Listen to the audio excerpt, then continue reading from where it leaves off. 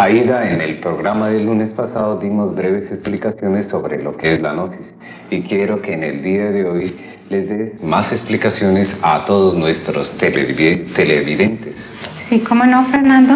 Gnosis es el conocimiento que se preocupa por los problemas del ser humano y se presenta ante la gran crisis emocional contemporánea por la cual está pasando la humanidad entera. Los estudios gnósticos traspasan todo nivel de conocimiento y toda rutina de la vida. Además, busca el equilibrio del hombre en todos los campos del saber humano para descubrir y aplicar debidamente las fórmulas científicas que proporcionan la vida al hombre, el conocimiento integral para conocerse a sí mismo, para dejar de ser una máquina humana. La gnosis, con su lenguaje y conocimiento dinámico, es algo desconcertante y a la vez agradable para el hombre contemporáneo. La actitud de la gnosis en el fondo es muy moderna.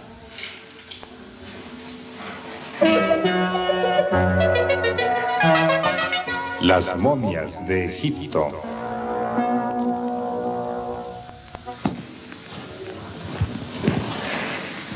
A petición del público y aprovechando la visita del doctor Samael Aumbeor, lo presentamos nuevamente en este programa para que platiquemos sobre una gran variedad de temas.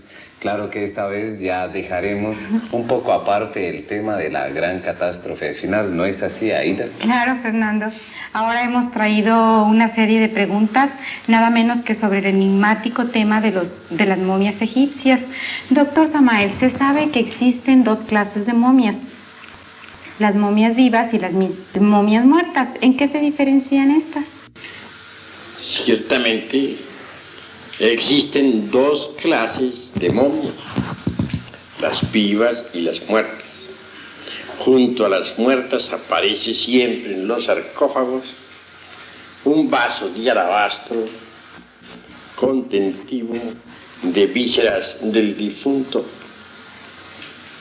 Las momias muertas no tienen junto ningún vaso de alabastro.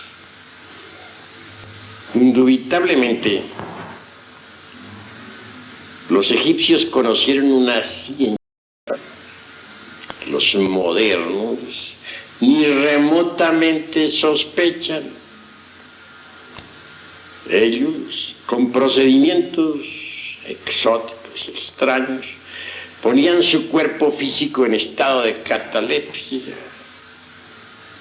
Y esos cuerpos catalépticos colocados entre el sarcófago y escondidos en determinados lugares pudieron conservar sus funciones hasta nuestros días. Sus funciones obviamente se hallan en estado latente. Las momias vivas son una maravilla de la ciencia antigua. Aunque ustedes no lo crean, actualmente en el mundo existen maestros escapados de sus sepulcros milenarios, viviendo entre la humanidad en pleno siglo XX.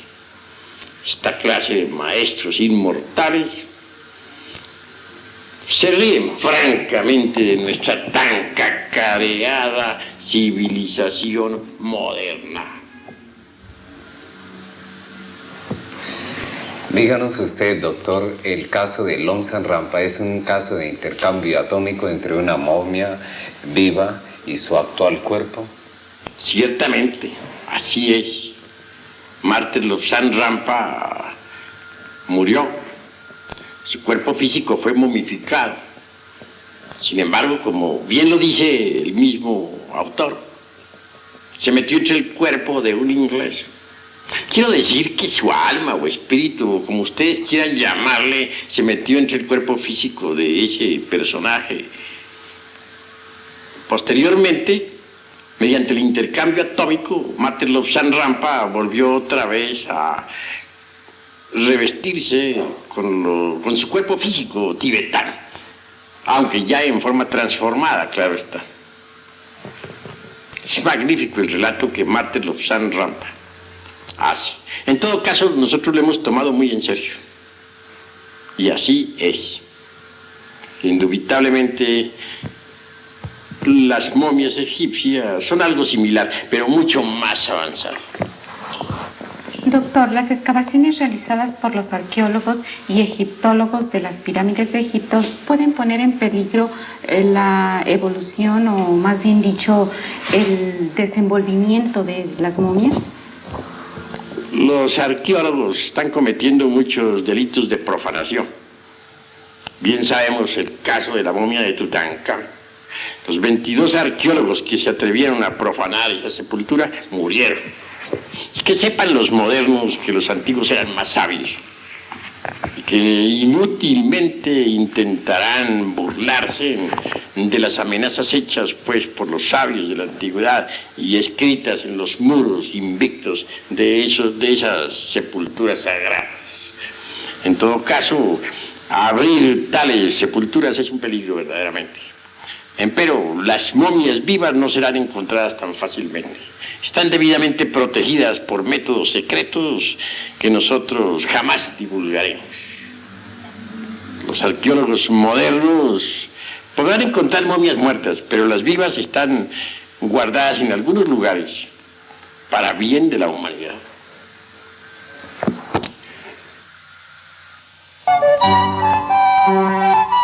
¿Sabía usted que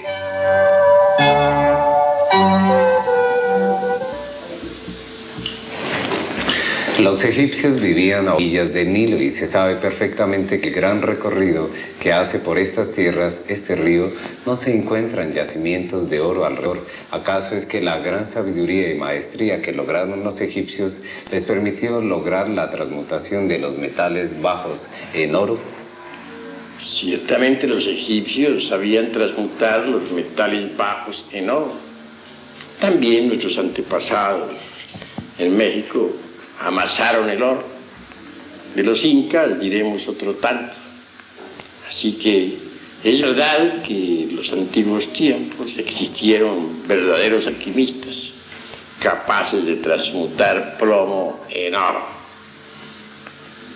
Obviamente el oro en sí mismo es un precioso metal, no solamente desde el punto de vista como valor económico, sino también a la luz de las verdades trascendentales del espíritu. Los alquimistas medievales conocían la ciencia de las transmutaciones metálicas. Paracelso, Nicolás Flamel, Raimundo Lulio y muchos otros lograron transmutar el plomo en oro. Eso ya está demostrado. Doctor, si los egipcios tuvieron tal capacidad para transformar el plomo en oro, ¿qué podría hacer una mujer para lograr dicho poder? Indubitablemente, la mujer tiene los mismos derechos del hombre y llega a las mismas alturas. Yo conozco mujeres alquimistas que han logrado la transmutación del plomo en oro. Obviamente la mujer tiene que estudiar la ciencia hermética, el arte hermético. Los árabes llevaron tal ciencia a Europa. En la Edad Media hubo furor por esa ciencia. Millares de hombres serios se dedicaron al estudio de la alquimia. Recordemos a Abate Tritemo, el maestro de Paracelso y de Cornelio Agripa, gran alquimista. Así también hubieron otros de ellos muy famosos, como el señor Luis de Estizac y como el muy notable conde San Germán. Doctor, ¿cómo es posible que la ciencia moderna, siendo tan poderosa, realizando viajes a la luna, etcétera, no haya sido capaz de descubrir el secreto de la transmutación de los metales en oro? La ciencia moderna tiene maravillosos inventos, como son la televisión, la radio, etcétera, etcétera, etcétera. Pero se ha olvidado de la ciencia alquimista antigua, la ha subestimado y considero que ahí está el error. Bien vale la pena que los hombres de ciencia moderna vuelvan otra vez a la alquimia. Obviamente la ciencia de Hermes contiene sorpresas extraordinarias.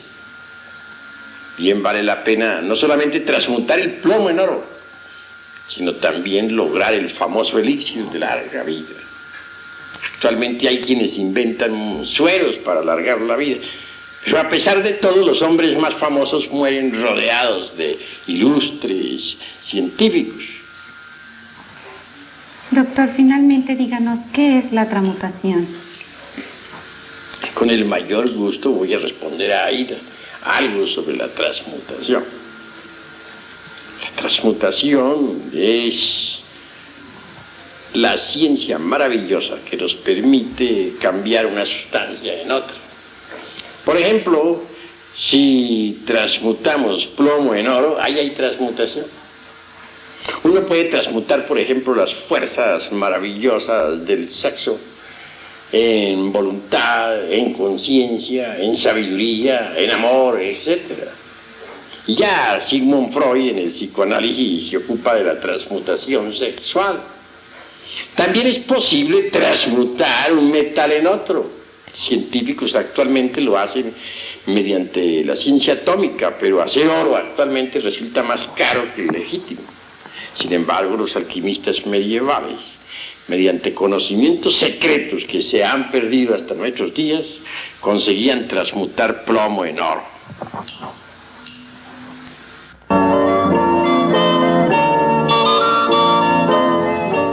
La alquimia.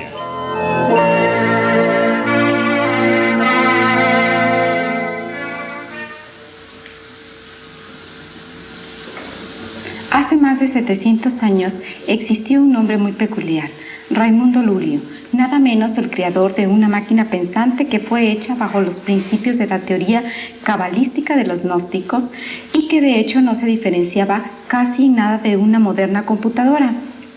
¿Es cierto, doctor, que Raimundo Lulio, a pesar de que han pasado 700 años, aún sigue viviendo? Y si es así, ¿cómo lo ha logrado? Bueno, Raimundo Lulio conoció la ciencia de las transmutaciones metálicas. Transmutaba plomo en oro. Tuvo también en su poder el elixir de larga vida. Desafortunadamente, Raimundo Lulio murió antes de poder hacer uso de tal elixir. En cambio, Nicolás Flamel, que fue contemporáneo, sí logró en verdad el elixir de larga vida. Su esposa, Perrinaille, también lo logró. De manera que esta pareja aún vive todavía en el Indostán y gozan de perfecta salud, como lo declarara hace poco un derviche en Turquía, un derviche inmortal. Hay pues hombres inmortales. Nicolás Flamel fue uno de ellos.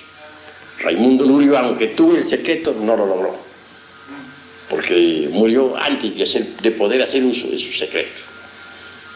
Nosotros los gnósticos conservamos esos secretos y es obvio que los enseñamos a aquellos que demuestran amor verdadero por la sabiduría.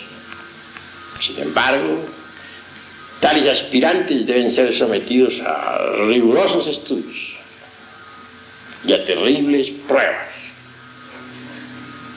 Nada se nos da de regalar. Nosotros no cobramos dinero, pero sí exigimos del candidato una conducta recta. Así que quienes quieran lograr de verdad la inmortalidad, pueden lograrla. Pero esto requiere grandes estudios y terribles disciplinas esotéricas. Se sabe perfectamente que los alquimistas lograban adquirir el elixir de la larga vida. El conde de San Germán es uno de los máximos exponentes de la sabiduría alquimista. Se rumora que él también logró el codiciado elixir y que por tal motivo le ha permitido vivir hasta estos tiempos y que para evitar problemas con el escepticismo y fanatismo de su época y de esta época contemporánea ha tomado personalidad como las de William Shakespeare y otros más para manifestarse hasta la consumación de los siglos. ¿Esto es cierto? ¿Qué nos dice al respecto? Giovanni Papini da testimonio precisamente sobre el conde de San Germán. Se encontró con él en un barco que viajaba hacia la India. Le abordó No tuvo inconveniente alguna el conde en enseñar al citado escritor sus credenciales. En un puerto de la India tomó tierra y un grupo de ancianos tibetanos le recibió. Se lo llevaron para el Tíbet. Esto sucedió por allá en el año 1939. Obviamente el conde, antes de la Segunda Guerra Mundial, visitó a los principales hombres de Estado en Europa. Les aconsejó, les insinuó la idea de desistir de la guerra. Vive todavía el conde a pesar de los innumerables siglos.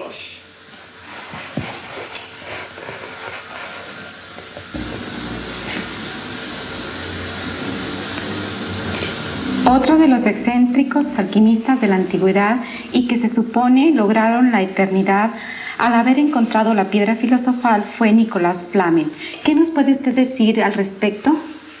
Bueno, Nicolás Flamel, gran sabio alquimista, grabó en los muros invictos del templo de Nuestra Señora de París símbolos magníficos, alegorizando las distintas etapas de la alquimia.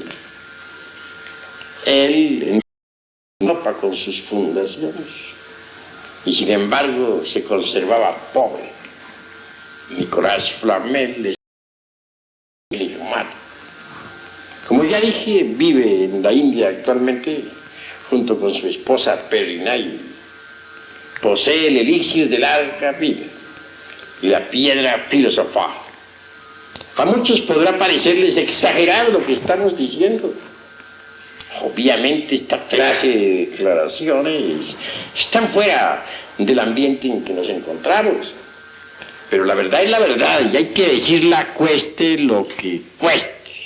Doctor, también se dice que los derviches danzantes de Turquía fueron otros grandes alquimistas. Díganos cómo trabajan ellos y cuál es la finalidad de trabajar en la alquimia. Hay 30 derviches danzantes inmortales en Turquía. Se reúnen cada 20 años en ese país. Ellos, mediante la ciencia de la alquimia, consiguieron inmortalizarse. Todo alquimista es un mutante. El cuerpo del alquimista tiene que pasar por 3 etapas definidas. Primera, reincrudación. Segunda, revitalización. Y tercera, mutación. Así que cualquier alquimista auténtico es un mutante. Nosotros los alquimistas conocemos la ciencia de la vida y la manejamos. La ciencia oficial no conoce la ciencia de la vida. Nosotros sí la conocemos y podemos inmortalizarla.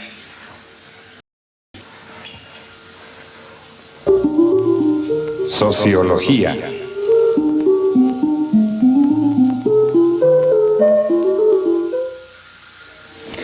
Todos los mexicanos somos grandes amantes de las corridas de toros, ni qué digamos del amor que sienten por este arte de los toros los potosinos.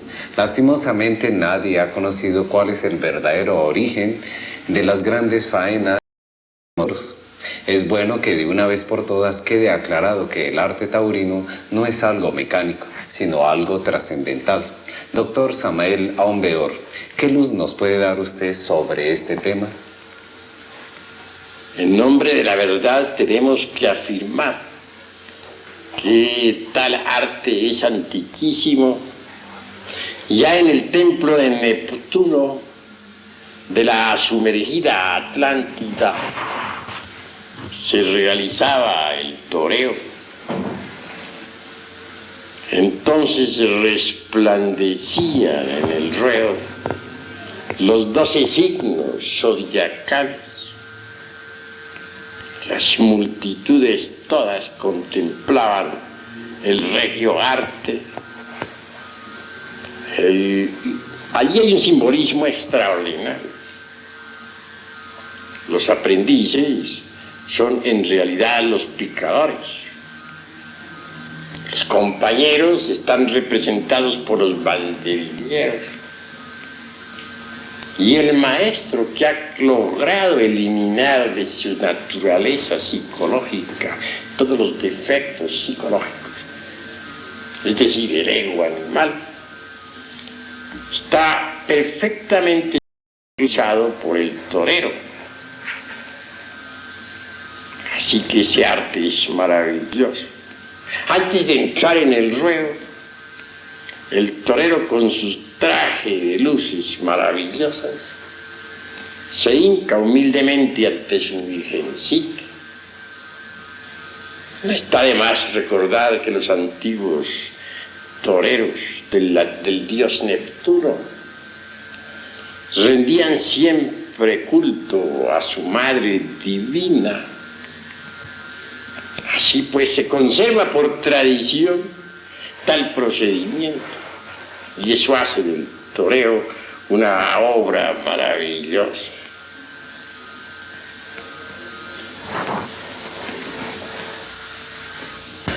Qué extraordinario y qué maravilloso es el significado que nos acaba de dar del arte taurino, doctor. Nos gustaría que nos siguiera platicando sobre esto.